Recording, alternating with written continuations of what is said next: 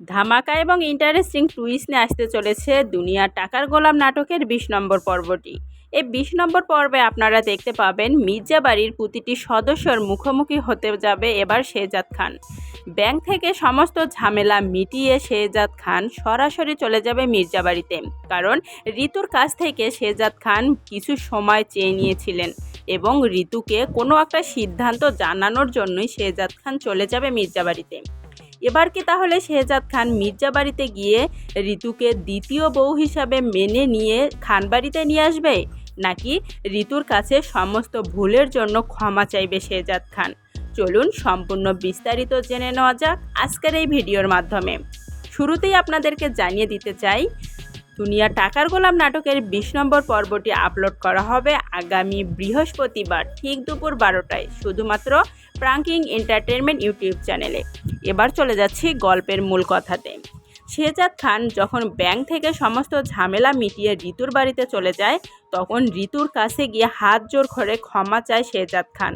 শেহজাদ খান ঋতুকে জানান যে তার আগেও একটা বিয়ে হয়েছিল এবং তার স্ত্রী এবং সন্তান আছে, যে কারণে ঋতুকে ডিভোর্স দিয়ে ঋতুর কাছ থেকে সমস্ত ভুলের জন্য ক্ষমা চাইবে শেহজাদ খান।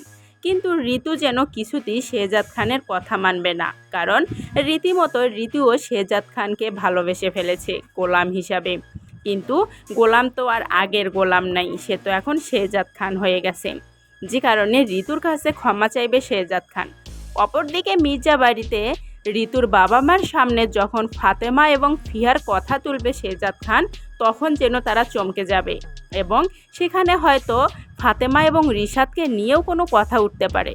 যদিও পরিচালক একটা ভিডিও বা একটা পর্বের মাধ্যমেই সমস্ত আপডেটগুলো দেখায় না, তবুও আমরা আপনাদের সুবিধার্থে আপডেট ভিডিওগুলো বলে থাকি। তো আপনাদের কাছে ভিডিওটি ভালো লাগলে অবশ্যই কমেন্টে জানাবেন কিন্তু। আর আপনাদের জন্য আমরা নতুন একটি আপডেট ভিডিও আনব, যেখানে আপনারা জানতে পারবেন মির্জা বাড়িতে শেহজাদ খানকে কি বলতে যাচ্ছে রিশাদ কি আদৌ ফাতেমা এবং রিশাদের বিয়ের কথা শেহজাদ খানকে জানিয়ে দিবে? অপরদিকে শেহজাদ খান রিশাদের মুখ থেকে ফাতেমার কথা শুনে তার কি রিয়াকশন হতে পারে, সম্পূর্ণটা জানতে পারবেন আমাদের নতুন ভিডিওর মাধ্যমে।